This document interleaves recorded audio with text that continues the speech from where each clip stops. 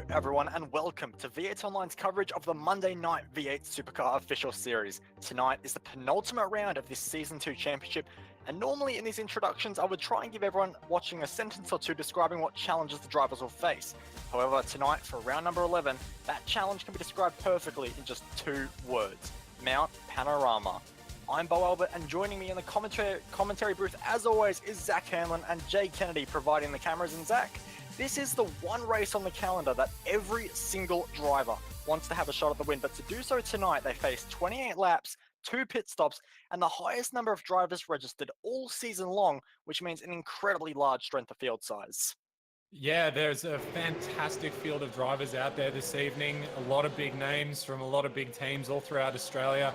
And I mean, as you said, this is one of the bigger races throughout the year that you really want to make sure you have ticked off on your list as a victory. And there are a lot of people here who are capable of doing that tonight. We've got Marlon McMarlin, who's in the lead of the championship at the moment. You got people like Emily Jones, who are very quick, Jake Burton, who's come in. Wayne Burke is always someone who you want to keep an eye on. Even Brady Myers, who was looking very good last week, and Luke Harvey. I mean, these are all people who could easily be standing on the top step of the podium tonight. And going to be a long, grueling race, about an hour for this one. So they're going to have to work for it. But someone's going to be standing up there, and they'll be very happy when they do so, I'm sure. Yeah, absolutely. And the driver at the moment that's put themselves to the top of the timesheets is Marlon McMullen, who has a championship potentially to win. But if he's going to do it, he has to get past Brady Myers, who pips him to the top spot by 4.5 tenths of a second. A fantastic job from Brady Myers, who came so close to a victory last week, but unfortunately the tyres just weren't there for him in the closing laps. He wants redemption. Bathurst could be the perfect place to do it. Drivers working their second laps in qualifying at the moment, and there are so many walls you can get a little 0x around this circuit, and it is so vital to make sure that you are in the first few rows of the grid to have any shot at a victory here today. But qualifying is such a ball game between risk and reward.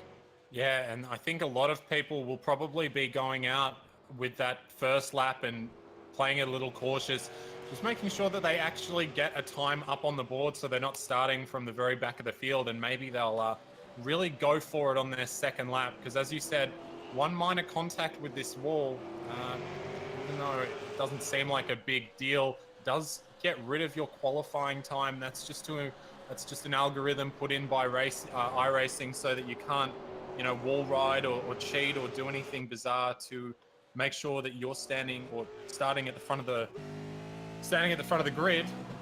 Luke Harvey now coming down Conrod Straight. He's looked pretty neat and tidy over the top of the hill there. And these cars are very, very quick in a straight line as well. 650 horsepower from those big V8s in the front.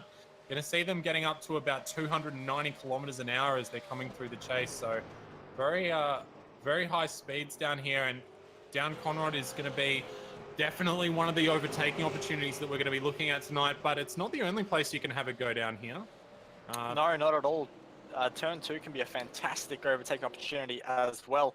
And also down into turn number 1, if you get a great run out of the final corner, you can get yourself up a lot of spots, as Talyancic and Harvey both get themselves up a lot of spots on the grid order.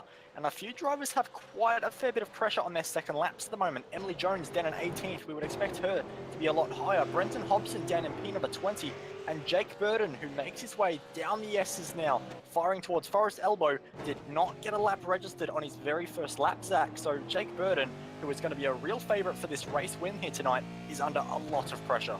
Yeah, he's got a bit of damage to the driver's side quarter panel of that car, which would suggest that he's probably had a tiny little contact like we were talking about just before, which would have nullified his first lap time. So he's now coming through the chase as he gets up to about 286 there, late and hard on the brakes. As he comes down through the gears, takes a nice little bit of curb through there and runs a little wide on the exit. I don't know if that's enough to get him an off track. We'll see as he comes around the final corner if he's going to have anything to put up on that board, and he does. A 203.8. So that's going to put him up into third spot, which is definitely within firing range of winning the race. And yeah, very lucky, or not lucky. He's obviously used a bit of his skill to get that in there, but Lucky he actually got a time on the board for sure, but looks like Brady Myers has taken this one out with only 10 seconds on the clock left. But yeah, the grid's looking a little more spaced out than we would usually see, Bo. Yeah, a lot of surprises at the end of the day because Brenton Hobson finds himself down in P number 22, but at the top of the timesheets, not starting in P22, is Brady Myers, who takes out pole position for what I think might actually be the second week in a row. So great job for Brady Myers. McMullen will join him on the front row of the grid with Jake Burton, Thomas McMillan, and Michael Taliantich completing the top 5 on the grid. Luke Harvey, Brett Loxton, and Corey Preston will hope to have good runs from 6th, 7th, and 8th, respectively, with the 5th row of the grid being consisted of Cooper Webster and Kurt Stenberg. Wayne Burke's going to have a little bit of work to do out of position number 11. He's joined on that row by Lee Ellis for position number 12. Thomas Hinz is going to start from 13th alongside Scott Larnack in 14th position. Emily Jones going to have to work her way through the field from 15th alongside Leon Tander for 16th position. Steve Jansen in 17th with Michael Evdoka in 18th position. Dominic Savicki starts out of 19th, joined by Dred Sharp, finishing out that last top 20 spot. And the rest of our field, Andrew Zackerson, Brenton Hobson, who should be finishing around 6th tonight, Brenton Jackson and Tim Weston will round out our 24-car grid. So, yeah, it's going to be a very long, trying race for these ladies and gentlemen, but all about just making sure you keep off those walls and keep the pace up and make it to both of those pit stops. We think that they shouldn't be needing more than about 10 laps per stint. So we're probably going to be expecting pit stops around lap 9 and 10, and then again at around laps 18, 19, or 20 for the second stop as well. But definitely going to be a great race here tonight at Bathurst.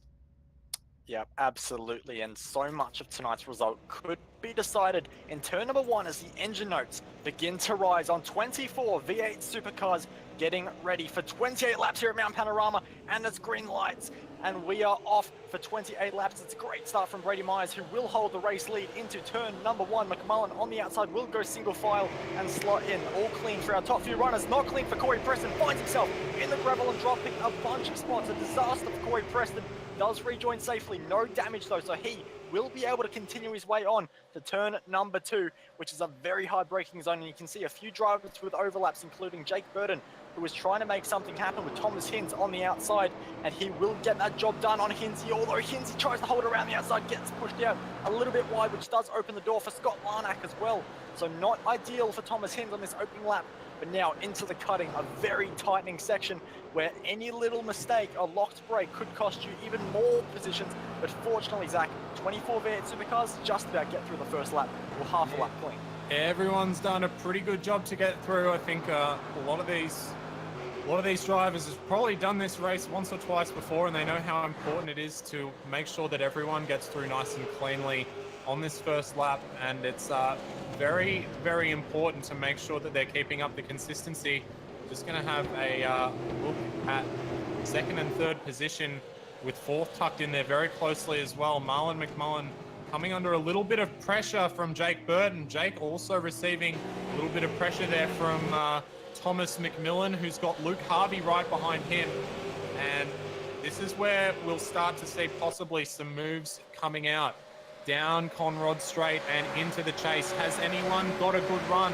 McMillan's not looking too bad on the back of Burton. He might be able to try and chuck it up the inside into here. He's not quite got it. And Jake Burton going very deep under brakes there, almost getting into the back of McMullen. And now McMillan has a bit of overspeed coming out of that corner there. He's going to try and go around the outside. Jake Burton says, I don't think so. And they're going to follow each other through the final quarter. Nice little battle though, and I don't see that one dying off any quickly. Yeah, there was a little bit of an incident just down at the chase, and it's still going on to the final corner. We'll quickly wait and see if it does sort itself out. 2 wheels for the 19 car of Tim Weston, just about gets away with it. And unfortunately, it looks like the Penrite Oils car is going to drop back a bunch of spots as well. But all of this fighting, which we now see headed to turn number 1, Hopper's in the wall. His day is potentially done.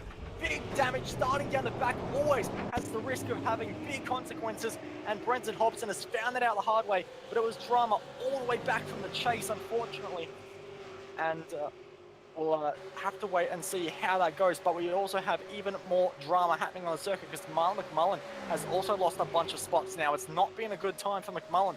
I'll just scroll back a little bit to see what happens there. It was down the mountain straight there, and he's just let off the gas just a little bit to, well, actually, no, he got passed by Jake Burton, but he did not manage to get it hooked up into turn 2 at all. Run wide and open the door for the driver of Thomas McMillan to get through as well. So it was clean on lap number 1, Zach, but lap number 2 is a whole different kettle of fish. Yeah, it's starting to spice up a little bit. Good job from McMillan there to use that opportunity that Jake opened up for him to sneak through, and Marlon is now going to have all the work to do, and he's also got a very, very long train of angry V8 supercars going all the way down to, I mean, in fact, that train doesn't really stop until about 20th position almost. It is very, very tight here, and I think that comes down to the experience of all of our drivers here. I don't think that there are many tracks that would get as much use in a V8 supercar as this one. We're just going to head up to Thomas McMillan now as he's having a bit of a go on Jake Burton into the chase there, and not quite able to do it this time round, but he looks like he's got some speed in that car and he's not afraid to use it. But this is really helping out Brady Myers, who now has a 1.5 second advantage as they come over the line for lap number 3. Yep, absolutely. He has been able to check out, but McMillan is looking very racy, almost getting into the back of Jake Burton, under brakes here. McMillan definitely has a lot of pace. In the 23 car, very lucky to actually make top split, one of the very last few cars to make it happen, but at the moment having a fantastic race and looks to get a big iRating boost regardless of where he finishes if he can hold in this top 3 slot. But right now, all he cares about is P number 2 held by Jake Burton, and it will be continued to be held by Jake Burton, who gets a nice run through T number 2. So we'll see if that continues. But one driver who did make an overtake is Brett Loxton, who got down the inside of Michael Talyancic. So Talyancic down 1 spot, Brett Loxton up 1. So Loxton, you know, he's had such a fantastic season where he's really broken out as a driver who was outside the top 10 to one that is constantly fighting in the top 10, and it's almost become a shock if he isn't fighting in the top few spots, Zach. Yeah, Brett Loxton's really come alive in a sense this season in particular. Last season, I mean, he had a handful of showings up around the top 5 and inside the top 10, but definitely comparably this season he has been performing significantly better. And I mean, he seems to be one of the guys who's here week in, week out, always putting in the effort. So always good to see a few, you know, drivers who do put in that amount of effort, getting their just desserts. And for him, that's currently P number 7 inside the top 10. And if he can possibly break away from that little train there, and he's had the speed in the past to be on the back of Luke Harvey, so he might be able to work his way up there eventually. But he is coming under quite a bit of pressure there from Michael Talyancic, though I don't think Michael is going to quite be able to do anything this time round. It'll be interesting to see as well, Michael Talyancic further up the grid this time round than possibly on other occasions we've seen him. He typically likes to extend his fuel window a little bit and run the extra lap. Given the tank size and how long this lap is, I'm not sure he'll be able to do that. So we'll see if he can make something work as well. That'll be interesting to see. Yep. And meanwhile, Thomas Hins makes a move up the inside. Doesn't quite get the overlap done on Scott Larnack, but now they do, and they're going to go side by side up Mountain Straight. And Hinsey, you know, just getting back into sim racing, had a little bit of time off, really finding his feet once again, whereas Scott Larnack, you know, going in a new direction with sim racing, loves his Porsches, but now trying to get into the V8 Supercar a bit more, but squeezing Thomas Hins onto the grass in the turn number 2 is not the way to get into V8 Supercars, and that just opens the door as easy as you like for Emily Jones to get the move done on Thomas Hins, and it might get a little bit worse than the Synergy sim racing car of Leon Tander around the outside. Contact made.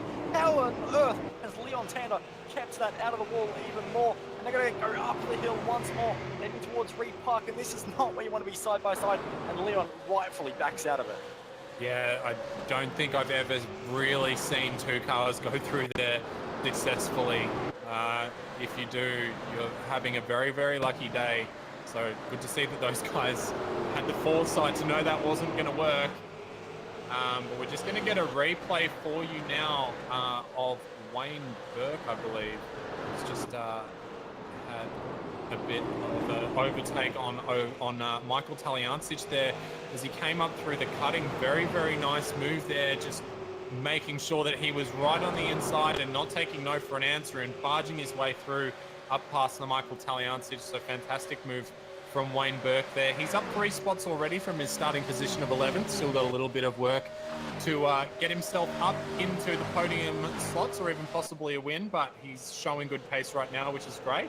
But yeah, this battle for the lead now, Jake Burton kind of holding pretty... in fact, he actually lost quite a bit of time that last time round, but that gap does seem to be hovering pretty much around the 1.5 second mark at this stage. Yep, it was actually 2/10 in the favour of Jake Burton last time around, and he's managed to break away from Thomas McMillan just a little bit, who does appear to have just a tiny little bit of damage on the front left quarter panel of the All-Star Motorsports Commodore. So perhaps McMillan just found a wall somewhere, which is so easy to do around this concrete jungle that is Mount Panorama. And that's allowed Jake Burton to just get away from that battle pack and really put his head down and really focus on the back of Brady Myers' Progression Racing Australia car. And now we might have a battle for the lead potentially brewing. But we also have to keep an eye on the battle for P number 3, because right behind McMillan is McMullen and Luke Harvey. And Luke Harvey, always a driver we have to keep an eye on, because he is always willing to throw up a different strategy or just go for outright pace. Yeah, absolutely. I mean, Luke's one of the most experienced guys in the field. Sorry, I just saw Jake Burton tap the wall there. He had a very big moment as he was coming up through Sulman Park there, and very lucky not to get absolutely sideways and lose it there. But yeah, Luke Harvey, I mean, he's got he's got the support of a great team who are very heavily involved in V8 supercars behind him.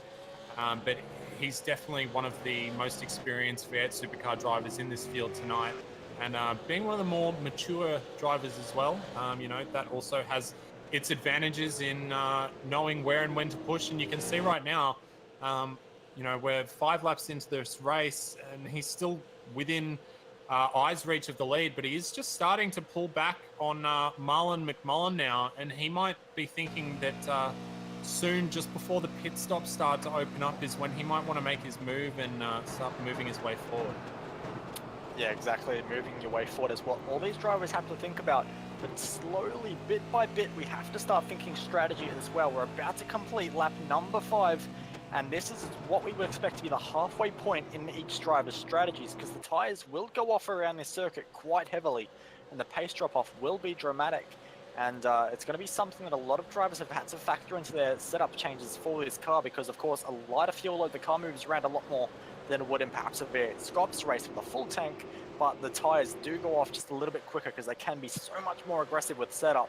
So we'll wait and see if anyone's willing to dive into the pits a little bit early. The only driver to do so far is Brenton Hobson, but of course he found himself in the wall, so he had much bigger issues to worry about, just rejoining behind the driver of Michael Abdoka. So Hobbo back in the race and trying to salvage some kind of result, and that'll be fantastic for him to try and get himself up in the order, but 2 laps down is not going to be an easy task.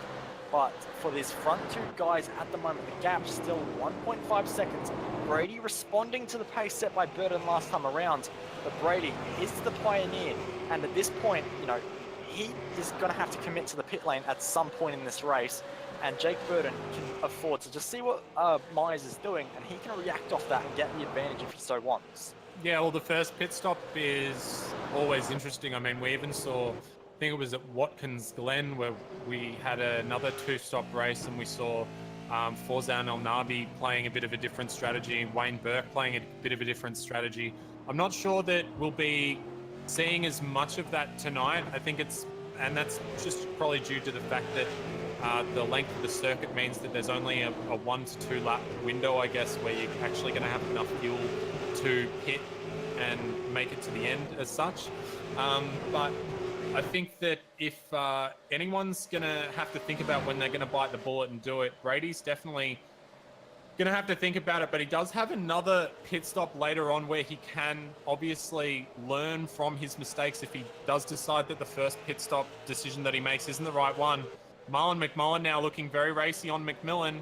Going to get our tongues tied again as they come down into Murray's corner. McMullen going down the inside. McMillan, though, holding strong around the outside. He's going to get a nice run as they come down into turn number 1. Hell corner.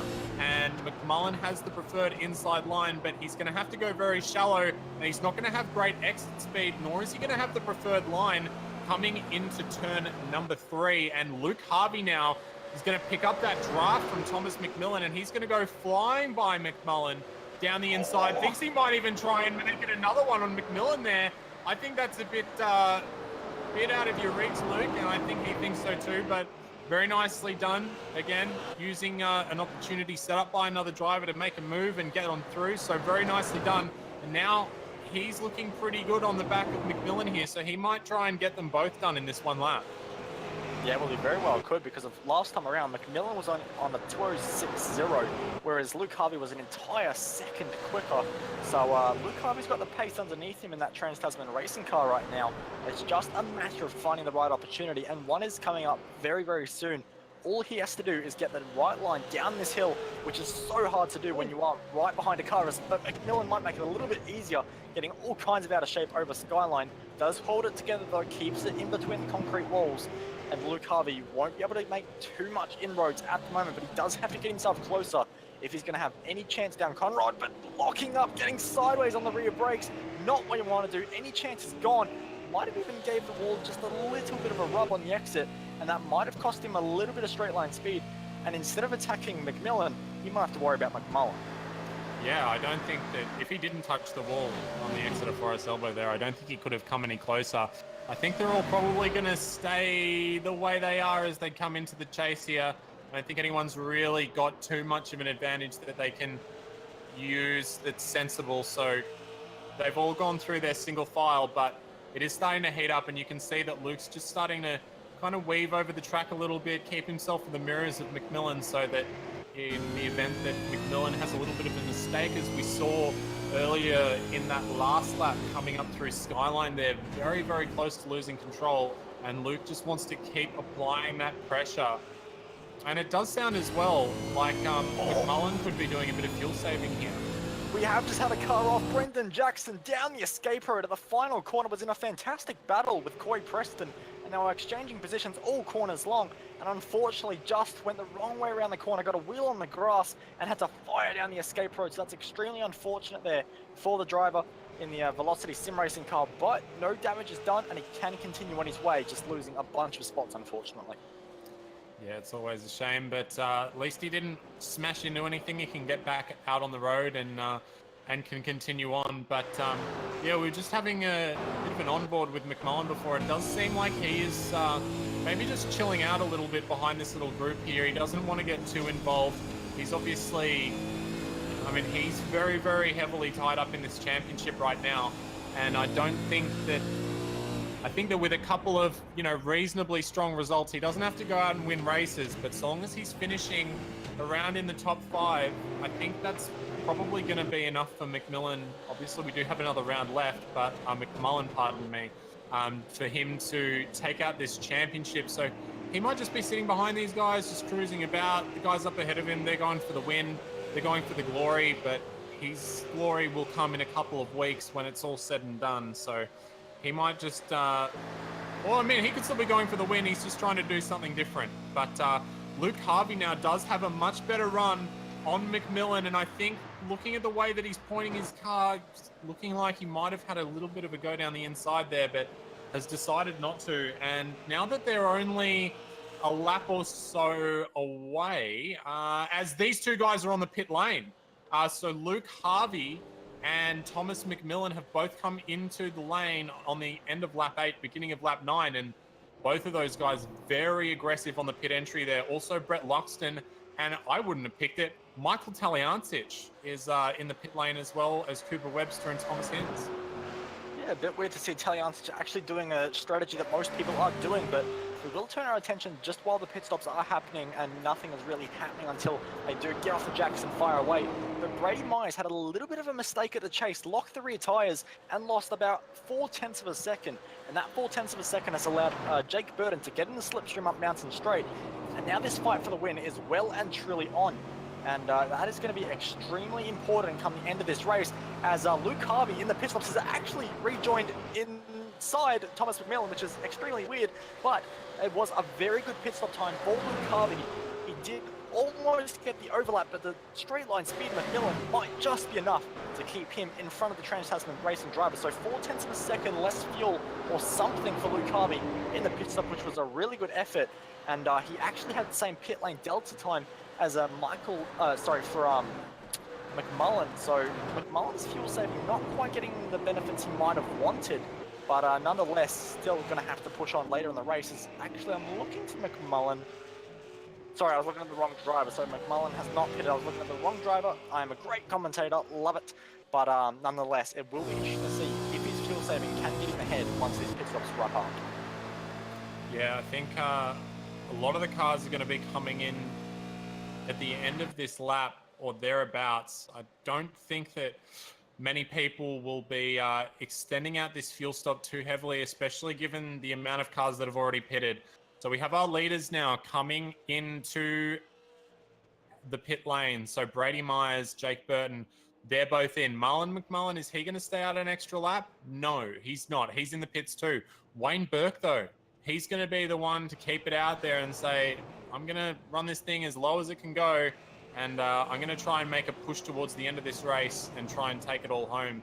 He's got some nice clear track out ahead of him, and actually I think of all the people to decide to do that, probably Wayne is the best candidate for that. So we will now look at the pit stops for our leaders. Jake Burton very, very closely behind Brady Myers as they came into the pit lane. Who is going to come out first? Going to have a look. Neither of these cars off the jacks yet. Waiting. They're both off at pretty much the same time.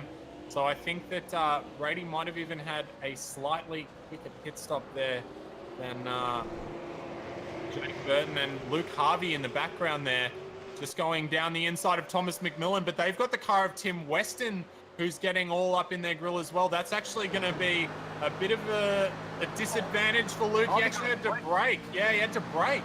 And that's going to allow McMullen to go down the inside at turn number 2. So McMullen taking advantage of that opportunity there as they just rub doors a little bit. As they come up the hill, Luke just getting a little bit sideways on the exit there. But McMullen has now gone through. Pretty unfortunate there for Luke Harvey, as that car of Tim Weston just getting in the way as they came out of the pits there. But that is racing, and he'll have to make that up. But yeah, looks like up at the front, they are still very, very close, but no changes in the pits. No changes in this first round of pit stops, but the pit lane will still be a hive of activity a bit later in this race, because of course 10 lap stints and a 28 lap race here tonight at Mount Panorama, and still a few drivers yet to make their way into the pit lane, including Wayne Burke and Scott Larnack, who are definitely going to be two to see where they rejoin later in this field. But for now, Brady Myers is your effective race leader, and getting a little bit of a moment just happening down into Forest Elbow, lucky to hold on to it. And once again, very early in the start of the stint, Brady Myers' car has fantastic pace, but just loses a little bit as the stint goes on if the first stint is anything to go off of. So we'll wait and see what Brady Myers can do. Did have one of the slowest pit stops in the entire field.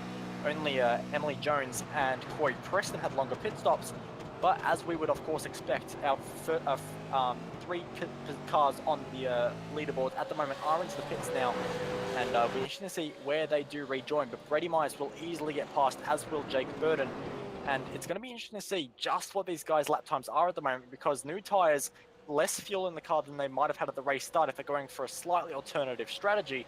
It's going to be interesting to see how these gaps fluctuate at the moment, Zach.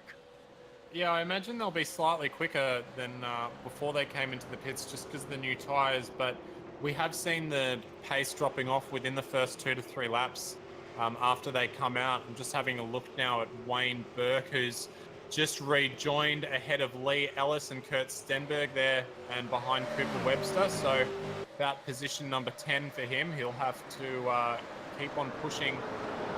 He's got a bit of an advantage towards the end of this stint, though, given that he's got fresh tyres, and he might be able to run longer into the last stint as well. But yeah, a lot of the tyres starting to drop off fairly quickly in the stints. So I think the fastest lap we've had so far was from Brady Myers. His fastest lap was about 3 to 4 tenths faster than anyone else's. So if he can pull out a couple of those laps like his fastest lap, he will get a little bit of a lead over Jake Burton, and it might be enough to overcome those instabilities he's having in his car in the later parts of his stint.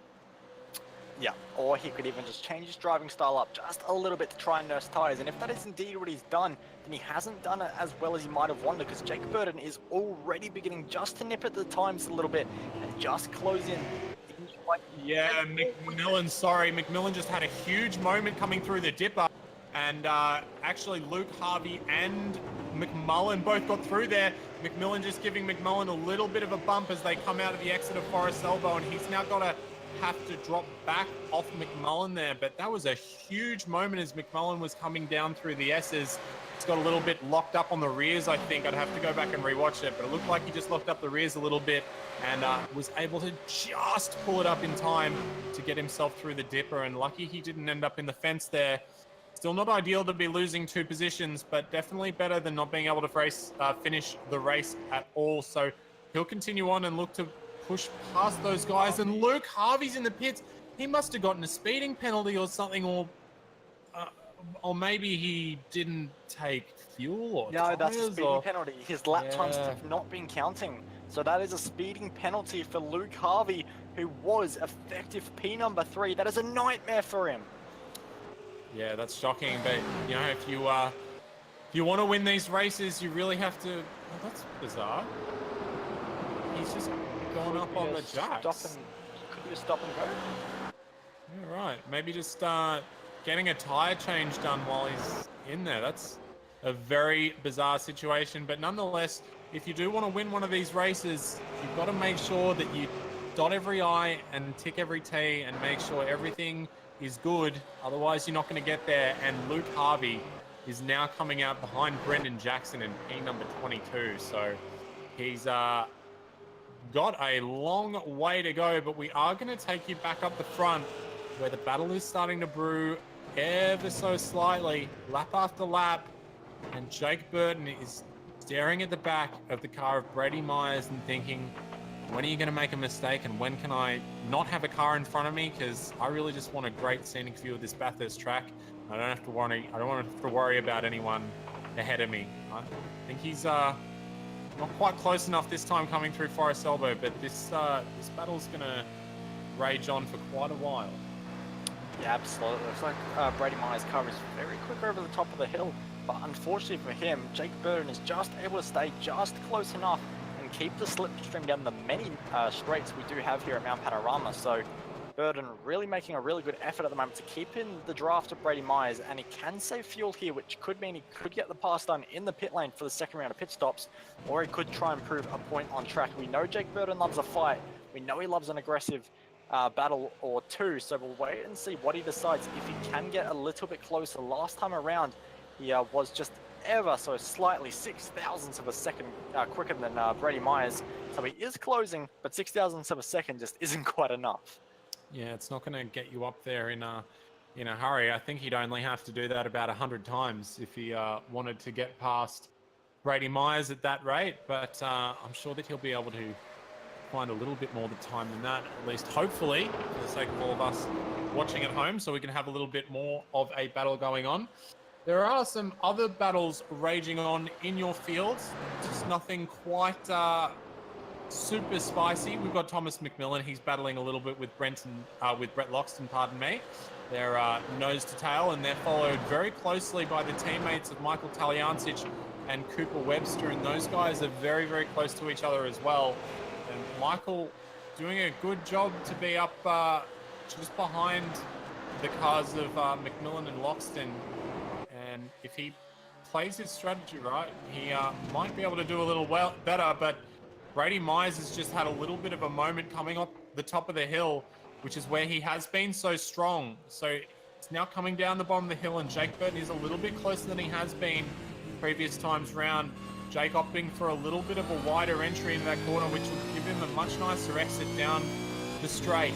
And it looks like once again, he is fairly close, but I just don't think that half a second is quite enough to have anything productive happening for you by the time you get down into the chase. And as we can see here, he might even just start to back out of it slightly and save a little bit of fuel, knowing that he's not going to make that. And they do stay as they are, and the gap is remaining very much the same. But we've also got Lee Ellis and Wayne Burke further back in the field who are also having a little bit of a scrap since they came out of the pits as well. So a couple little duos hanging around and having a little bit of a battle, but everything relatively settled in the field at the moment. Settled for most drivers, but unfortunately not for Italians. Just a little bit of a moment over the top of Skyline, and very lucky to keep it out of the wall, and did only lose one position to his teammate Cooper Webster. But nonetheless, we will return to this fight up the front, because Jake Burton is right under the rear wing of Brady Myers and just lurking a little bit, just moving in the mirrors a little bit of Brady Myers, just trying to unsettle him into one of the hardest braking on the entire circuit. You can see there, Brady Myers not looking too content on the exit there, lighting up the rear tires ever so slightly, makes the apex from the cutting, no, but doesn't get the exit, and there we go. But meanwhile, we do have Thomas McMillan out of the race. McMillan is out of the race, and that was done all on his own, blown the engine, and just decided to throw it into the wall. So unfortunately, McPleb has had an incident, and his day is done from what was looking like a very competitive 4th or even 3rd place finish. Yeah, unfortunately, these V8 supercars don't have any kind of, well, reverse rev limiting, I guess. You can just pull the gears as often as you like, and looks like he's pulled one too many there, and the engine has locked up and said, I can't deal with that, thank you, I'm out of here. And so is McMillan, which is a shame because he was up sitting in P number 4, and that's going to elevate Brett Loxton up into P number 4. And that'll be a very good result for him. Got a little bit down the road to McMullen, and McMullen now has a monstrous gap between himself and the car of Jake Burton further down the road. 9 seconds the gap between 2nd and 3rd now, and behind that, not too much worse, but just a little bit more spread out. But yeah, Jake Burton is still very much on the back of Brady Myers and looking for a way past that number 6 car, but Brady doing a good job to hold on. I think might be struggling a little bit, but if you can keep that car behind you for the next 13 odd laps, whatever works, I guess. Yeah, absolutely. And we're just hearing for McMillan, he was having a little bit of issues with his game, which was causing the game to go into slow motion, and he couldn't quite time the revs as much as he would have liked. So unfortunately, that's how McMillan's day has ended, but Jake Burton's night is just getting started. He is hounding the back of Brady Myers right now, and is not letting Myers breathe for even a second around this circuit. Just pulling out there, heading to the cutting, just trying to unsettle him. He's applying maximum pressure, and I said earlier in this race that he could potentially just stay in the rear, under the rear wing of Brady Myers and try and save fuel. I think his intent is to pass, and pass very, very soon, Zach. Yeah, well, I mean, he's been waiting a long time. He's been sitting on the back of that car for the last 15 odd laps, and he's been edging closer and closer and closer as they tick down. And it does seem like these cars are very strong in different areas, though, and I think that could be one of the main downfalls for Jake here, is that Brady's very, very good down the mountain, and the main opportunity that you're going to get is in that draft down Conrad Straight, down into the chase, and he just hasn't been able to be there. Jake Burton coming down through Forest Elbow, he just hasn't had the speed coming down the hill to be able to actually be close enough and make a move work by the time they get down into the chase. So he really does have to try and find another way to get past, and if that's the only way that he thinks that he can get past is coming down into the chase here, that he's going to have to change the way that he drives up and down the mountain, because what he's doing at the moment isn't quite working, and the tires are starting to fall away. We are seeing now the lap times are already about 0.6 to 0.7 off they were when they first came out on these tires. So both using the tires quite extensively, and they're not going to get any better until they come back into the pits. So maybe he'll have to do it in the pits. Maybe he can try a bit of strategy, but he's going to have to make something. He's going to have to change something a little bit if he wants that to work through the chase there, I think. Yeah, absolutely. Or maybe just getting a much better exit and hoping that Brady Myers doesn't get the best of his. Meanwhile, we do have Luke Harvey on a recovery drive trying to make some positions back through the field. Recently got past Dominic Sawicki, but Dominic was instantly looking to try and get back past, but could not do anything into the chase. So Luke Harvey continuing to fight on, and he's going to be one to watch, because still will have one more pit stop to make like the rest of the field, even though he will have technically done 3 unfortunately for him. But he'll be interesting to watch just to see how high he can potentially get up the field. His next target will be Greg Sharp, and Sharp is really trying to apply some pressure at the moment to Leon Tander. So if Harvey's going to make his way through the field, he's got a couple of battles to work his way through first. Yeah, he sure does. Luke Harvey and Greg Sharp used to be pretty good teammates. I think they still probably chat to each other from time to time. So hopefully there'll be, hopefully no friendships will be broken up as Luke Harvey is trying to come through the field. But he does have that car of Greg Sharp and also the SSR car of Leon Tander, who's very slow and has actually just let Greg Sharp through there. As they come into the cutting. Also just gotten word that had an issue with Corey Preston, who's a crash. He's had a big crash as he's coming up the hill.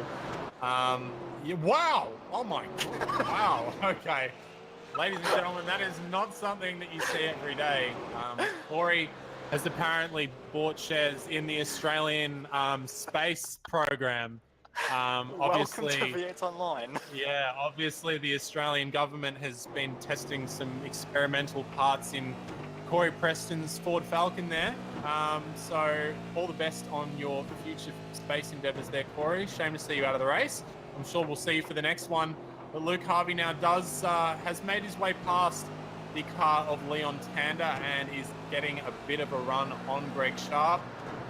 Might have a bit of a move coming into the chase, given the speed differences that have been shown all throughout this race. Luke Harvey goes in deep.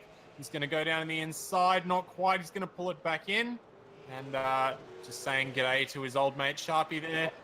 And we'll now move forward up the field to Brett Loxton, who's just having a bit of trouble there with Cooper Webster going up the inside at turn number 2. Very nicely done by Cooper Webster there.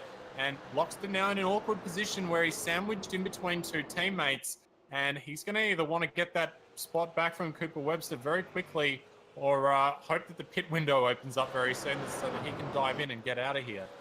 Yep, well, we have had a driver who did give us a bit of information just before this race started. And he said if you're willing to stretch the fuel out, you could make it 11 laps to the finish, and we are about to start out with just 11 laps to go in this race. So there is possibilities open for Brett Loxton if he's willing to fuel save. But I think the smart call for most drivers will be to run it out to 10 laps to go, pit on lap number 18, and make your way through the field that way. But we'll have to wait and see, because there are always drivers willing to throw the dice a little bit and really gamble on something. And one of those drivers who was just behind Brett Loxton is Michael Talyancic. We've always seen him do an alternate strategy, always do something a bit left field to what most drivers do. He didn't do it in the first stint, but there is 2 pit stops here tonight, Zach, and maybe this is his time to roll the dice. Yeah, I almost want to make some really outrageous bet, because I'm just so convinced that Michael Talyancic is going to be in this lap. I just feel it. He's going to run to the very end. He's one of the, if there's any driver in this field right now who you could say who can get to the end of the race on the least amount of fuel, you'd have to say quite safely Michael Talyancic. He's always trying to push it, and it's a good thing I didn't make an outrageous bet, because he actually hasn't come into the pits this time round. So no doubt we'll be seeing him come in as they circulate through next time. But yeah, I think with the amount of fuel that they have left, I think, and from what we've seen throughout this season, usually at the second stop, guys do like to come in as early as they possibly can. And that's to avoid anyone behind getting the undercut and possibly overtaking them while they're in the pits when someone else is out on fresh tires and going absolutely bananas. So I suspect that quite a few drivers will come in this time around, but being commentators and all, we're probably going to be completely wrong. Yeah, absolutely. And Luke Harvey isn't having much luck either. He's been having quite an interesting race at the moment. Almost put it in the fence last time around, but nonetheless still continuing on his way back through the field. And one little battle that was just shaping up just a little bit was between the 2 Trans-Tasman racing drivers, Kurt Stenberg and Lee Ellis. On that last time around, they were getting extremely close into turn number 2 and almost got into one another. So the 2 TTR teammates, definitely no team orders here, and they're fighting each other very, very hard right now. But it looks like Lee Ellis has just managed to pull a little bit of a gap at the moment.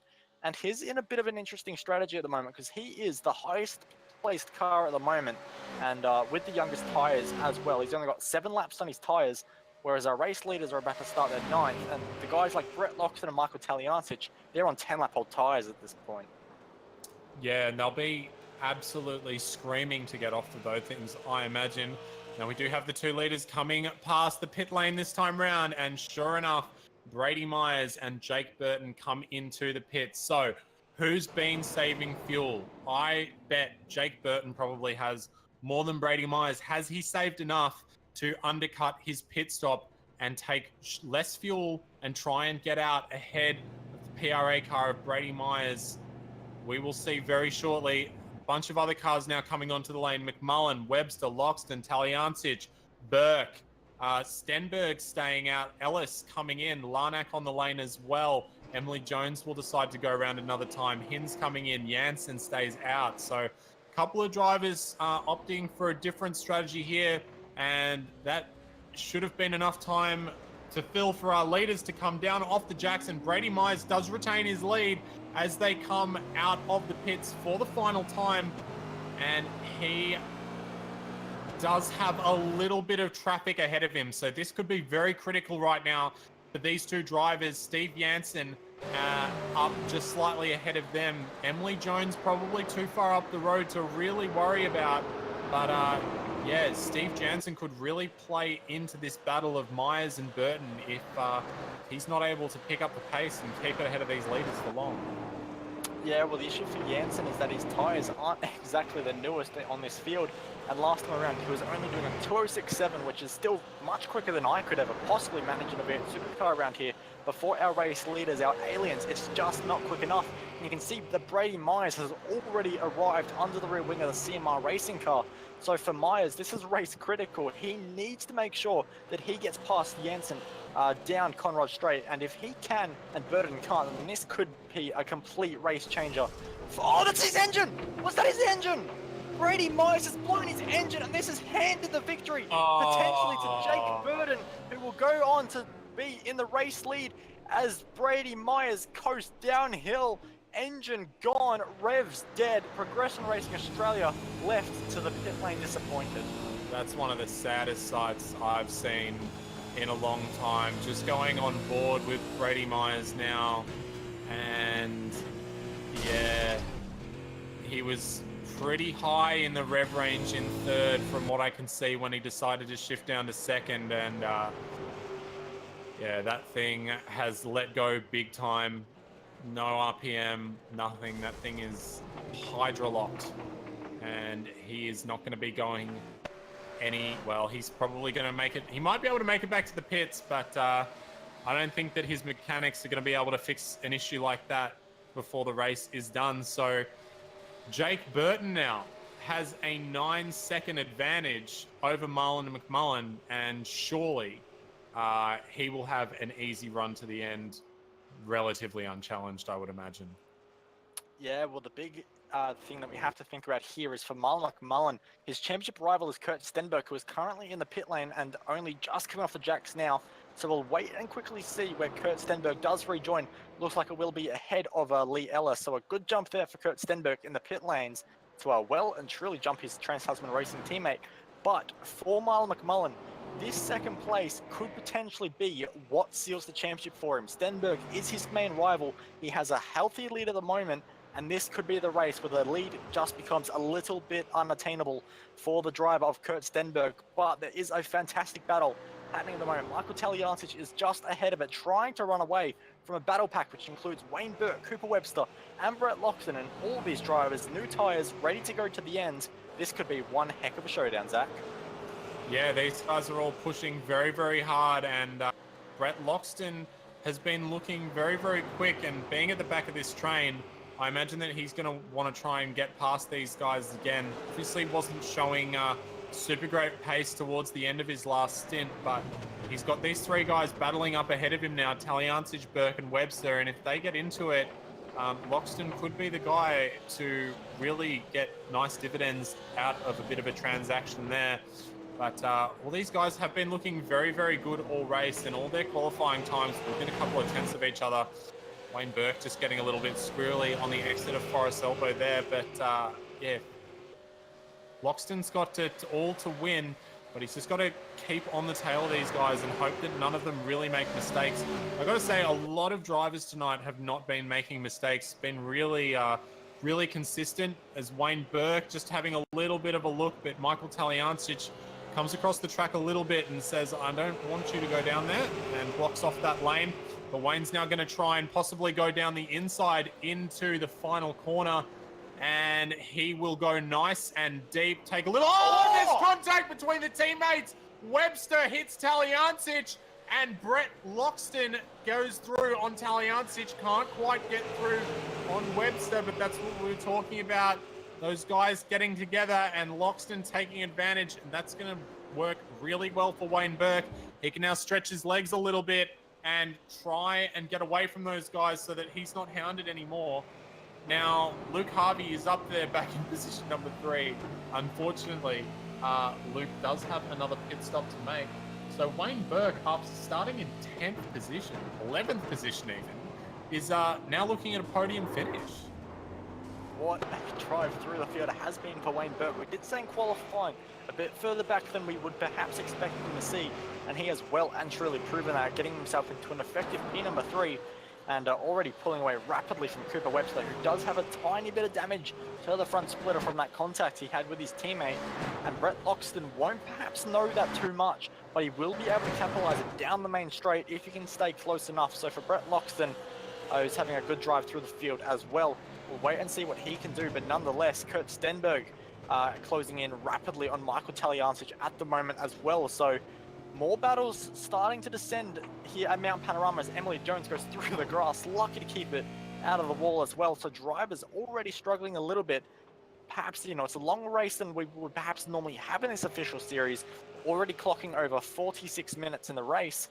You know, perhaps these drivers are just beginning to lose focus a little bit and just letting mistakes slowly creep in. Yeah, well, it's very hard. The concentration level's got to be so high at this circuit all the time because, I mean, I'm sure you know, Bo, and I know very well, the most insignificant mistake can be absolutely catastrophic. And when you've been going around this track for the last 21 laps in 45 minutes and you've only got a handful left to go, the last thing that you want is to be touching a wall and having it all come to an end, or pulling a gear too early and blowing your engine or something like that. So, and those are all mistakes that can happen just with the most insignificant drop in concentration. So those guys will have to keep it up, but it is very difficult, especially, I mean, there are a couple of spots on this track. This section is one of them, kind of towards the end of the lap and the beginning of the lap. It's kind of cruisy. You've got 3 straights where you can have a little bit of time to think and regroup your mind and get it all going before you start here. As we watch Michael Taliancic now coming up through turn number 2, Griffin's Bend into the cutting. And this is where it all starts to get pretty crazy. You have to make sure the traction is absolutely optimal coming up this hill here, coming in up through Reed Park, and you want to come with as much velocity as you can through here into Sulman Park and riding the walls as close as you dare all the way around, clipping the inside curve there. These walls are really, really edgy as well. They're very easy to get into. Can't take too much curve here or you go into the wall at Brock Skyline, and brakes here in Brock Skyline, so difficult. I cannot even begin to tell you how hard it is to get through there every lap without crashing. Michael Taliancic, though, doing a good job and coming into the final little technical section across the top of the hill here through Forest Elbow, and now you can start relaxing again because the mountain's behind you and you've only really got 2 corners until the left of the lap, and you can have a bit of a regroup and a think. But as you can see from them going over the top of the mountain, there's so much going on, so many things you need to look at and think about, and one tiny mistake, it can all be over within a matter of moments. Absolutely. One concrete wall around here is enough to end your day, so 1 lapse in concentration is more than enough to say your day is done. And that Conrod Straight is definitely a very welcome addition to the circuit, because without it, these drivers would be so fatigued and it would be very difficult to perform races like Bathurst 1000 or the Bathurst 12-hour in the GT cars with the concentration levels around here. But Taliancic makes it around for another lap. And these drivers definitely going to have earned their iRating points if they've made a gain here today after 28 impossibly grueling laps here at this circuit. And it's fantastic to see that there are still so many cars still circulating on track, because we have seen these races in the past at Bathurst claim a lot of casualties. And as it stands, we only have 4 retirements, so still great to see so many guys still running on circuit. But the race leader at the moment is Jake Burton, who is holding the pace as easily as you like ahead of Marlon McMullen, who again has a nice lead over Wayne Burke, who does have Cooper Webster slowly breathing down his neck, as Webster was a 10th of a second quicker last time around, so Wayne Burke can't afford to have any mistakes at the moment. So this battle for P number 3 is the one to watch at the moment, as actually it's another classic case of Wayne Burke doing a 2:05.3 with Webster 1/10 quicker, and then Loxton behind 1/10 of a second quicker than Webster ahead. So all 3 of these guys just slowly converging on each other last time around, Zach. Yeah, and with only a handful of laps left, I mean, they're going to be probably putting it all on the line, and they are starting to spread out a little bit. Loxton's still looking pretty good up in there behind Webster though, and Kurt Stenberg also trying to edge himself closer towards Michael Taliancic. But what we might do now is we might take you on board for a lap with Brett Loxton in the Kenny's Rural Fencing Ford Holden Commodore, pardon me. And we're going to shut up for a couple of minutes and let Brett do the talking and take you around this fantastic Mount Panorama circuit.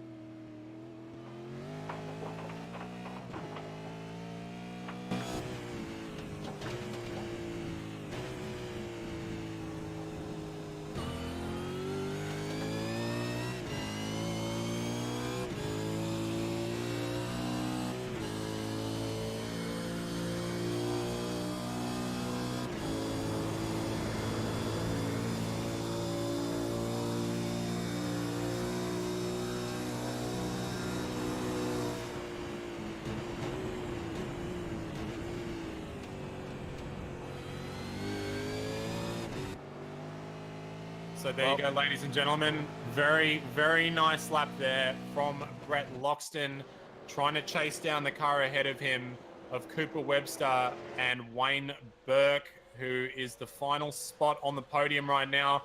The 2:05.7 for Brett Loxton as they went over the line. And he unfortunately was the slowest out of the trio, but may be able to pick up some pace in the last 3 laps of this race.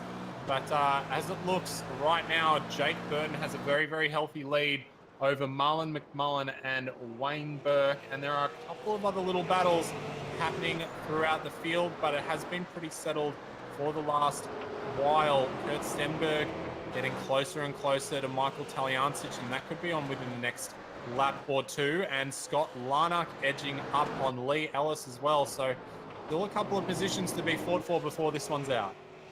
Yeah, absolutely. And one of those battles that is happening is Andrew Zackerson, who was coming under a lot of pressure from Brendan Jackson, who Jackson is a little bit further down the order than he would have liked, of course. Had to go down the escape road a little bit earlier in this race when fighting for position. Fighting for position once again. This time he has Zackerson and Evdoka, and Evdoka has no straight line speed. So that's going to be a driver of Zackerson trying around the outside, but falls back in line. And these drivers have been fighting very, very hard over the last few laps. In fact, into the chase, it was a fantastic move from Evdoka to actually hold on to that position, lost it down Conrod, but did make it back under braking into the chase. So Evdoka definitely has a lot of confidence at the moment in the braking performance of his car, but Zackerson just has the straight line speed, and Jackson, we know how quick he can be around this circuit, just not able to use it, stuck underneath the rear wing at the moment.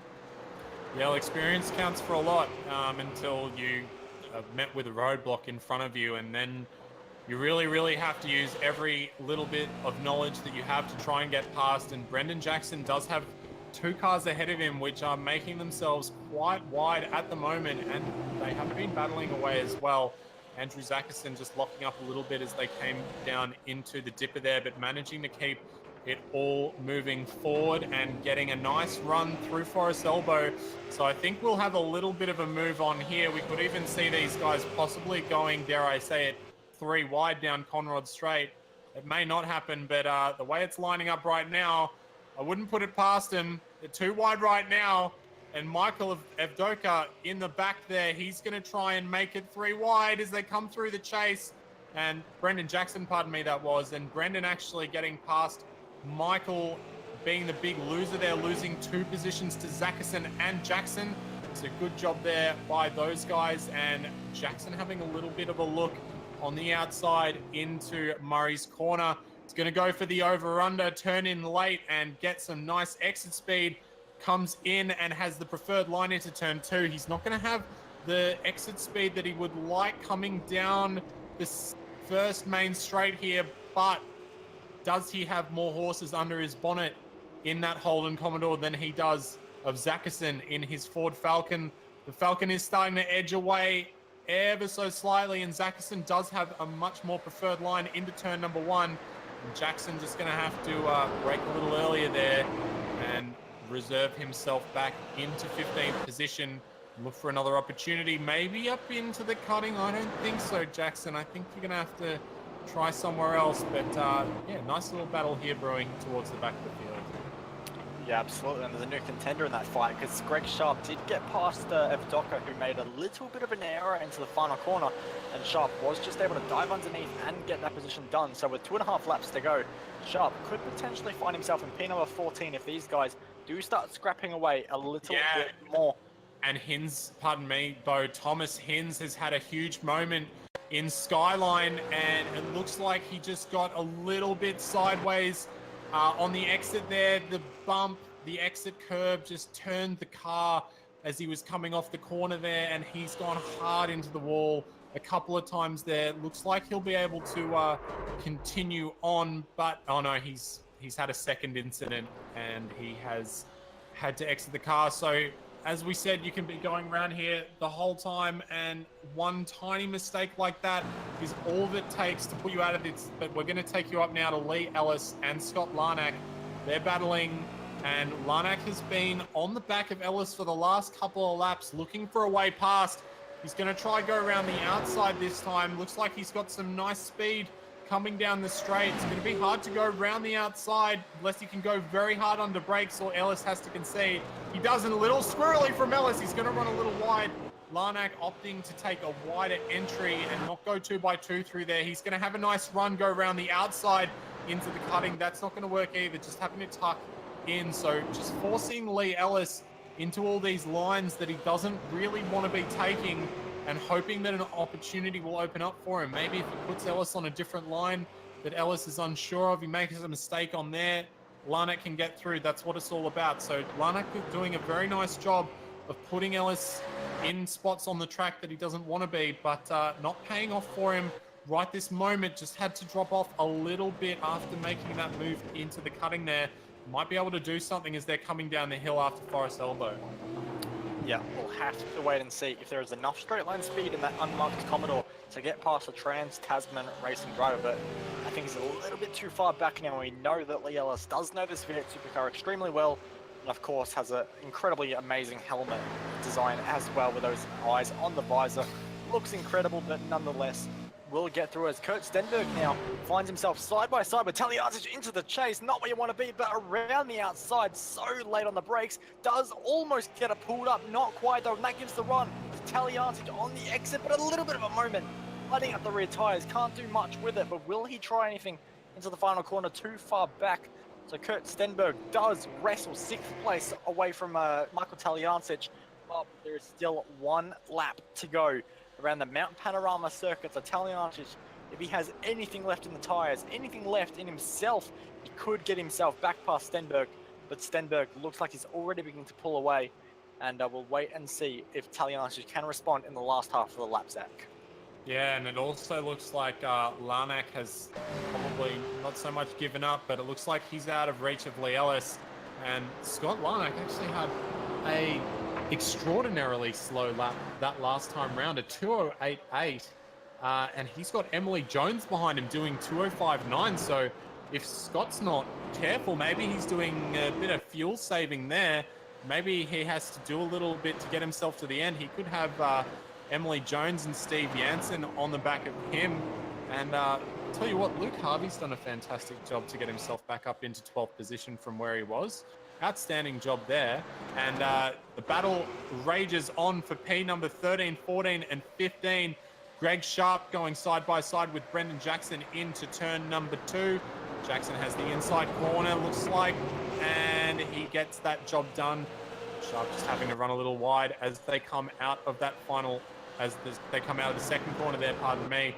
But the man who has had luck on his side today, after putting in a fantastic attacking performance and trying to get through on Brady Myers, eventually succumbing to the pressure, blowing his engine. Jake Burton wins at Bathurst in the iRacing V8 Supercars official series. Well done to Jake. And to his team at TTR, Marlon McMullen with a very, very strong finish in second, as he does a little bit of a drift as he comes over the line, because he's feeling very good about that and feeling very good about where he sits in the championship right now. Could that be job done here and now? We will have to find out and get back to you before the next race. Wayne Burke comes across for P number 3. Fantastic drive from him. And Brett Loxton comes home behind Cooper Webster to round out the top 5. Yep, so these guys were all fighting ever so hard to get whatever positions they could over one another. And we've actually had Michael F. Docker actually running out of fuel, so he is going to be losing a bunch of spots on this last lap, having to do maximum coast. But look at Brendan Jackson trying it into the chase. Could not quite do it, but tries around the outside. Is there going to be anything left?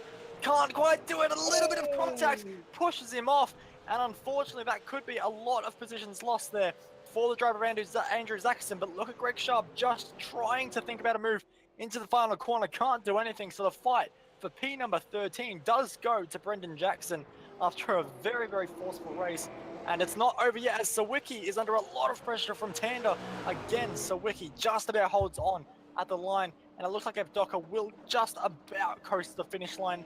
And Tim Weston a little bit far back, so might not be able to make anything happen with that. Yeah, Jackson, that was a fantastic move around the outside in the chase there. That was excellent work. And I think there was a tiny bit of net code there, which is what sent Zackerson off. So it looks like both of those guys actually did give each other a really nice, respectful amount of racing room. Just unfortunately, the servers had a little bit of interference there, and Zackerson just got touched off the road ever so slightly. But these races at Bathurst never disappoint. A little bit of a shame to see one of the top contenders, or the leader of the race even, blowing his engine, and us not having much of a finisher in that regard. But a lot of really fantastic results throughout that race. So we will take you through our results now. Jake Burton is your winner. Followed up behind with Marlon McMullen, and Wayne Burke will take out your final position on the podium. Cooper Webster coming home for a strong result in 4th, and Brett Loxton having an excellent finish up in P number 5. Kurt Stenberg did well from 10th up into 6th. Michael Taliancic falling back a little bit. Maybe you should have stuck with your long-time strategies, Michael. got demoted from 5th down into 7th. Lee Ellis finishing in 8th. Scott Larnack in 9th. And Emily Jones routes out the top 10. Steve Jansen brings himself home in P number 11 with Luke Harvey on a recovery drive up in P number 12. Brendan Jackson would come out on top for the battle for P number 13 in the end, only narrowly though ahead of Greg Sharp. And Andrew Zackerson was in 13th for the last lap, but did get a shove with just 2 corners to go. Dominic Sawicki comes home in P number 16, Leon Tander in 17, and an interesting story for P number 18 and 19.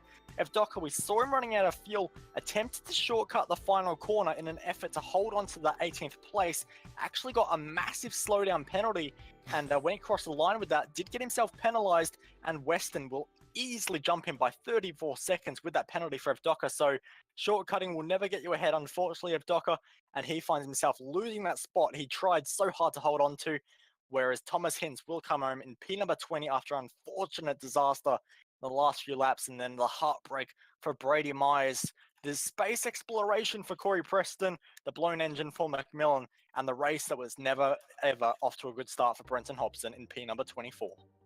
Yeah, unfortunate there for Hobbo. You usually see him up in around P number 6. So, yeah, very much a shame to see him out so early. And 2 blown engines as well in one race is a little odd to see. But, you know, it happens from time to time. And especially with these V8 supercars not having any rev catching devices on them, can be very easy to do. I know I've done it once or twice here and there.